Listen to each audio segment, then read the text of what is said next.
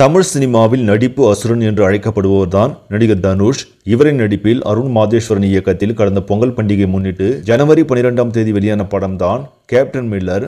கடந்த காலத்தில் நடந்த உண்மை சம்பவத்தை மையமாக வைத்து எடுக்கப்பட்டது. இதில் தனுஷின் நடிப்பு மிரட்டலாக இருப்பதாக ரசிகர்கள் பாராட்டி வந்தனர். படமும் ரசிகர்களிடையே நல்ல வரவேற்பு பெற்று பாக்ஸ் ஆபீஸில் பட்டியை கிளப்பி கொண்டிருக்கிறது.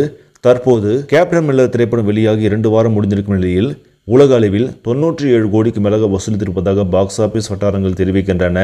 கேப்டன் மில்லர் படத்திற்கு போட்டியாக வெளியான அயலான் திரைப்படம் 2 வாரம் முடிவில் உலக அளவில் 75 கோடியை வசூலித்திருப்பதாக அதிகாரப்பூர்வமாக அறிவித்திருக்கிறார்கள்.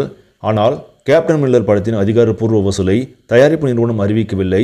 இருந்தபோதிலும் இன்னும் ஓரிரு நாட்களில் படம் 100 கோடி தாண்டிவிடும் என்று பாக்ஸ் ஆபீஸ் வட்டாரங்கள் தெரிவிக்கின்றன. இதனால் தனுஷ் ரசிகர்கள் தற்போது உற்சாகத்தில் உள்ளனர். சரி, நம்மளே இந்த செய்தி உங்களுக்கு பிடிச்சிருந்தா லைக் பண்ணுங்க, ஷேர் பண்ணுங்க, மறக்காம நியூஸ் தமிழ் சேனலை சப்ஸ்கிரைப் பண்ணுங்க. அடுத்த வீடியோவில் சந்திக்கலாம். நன்றி.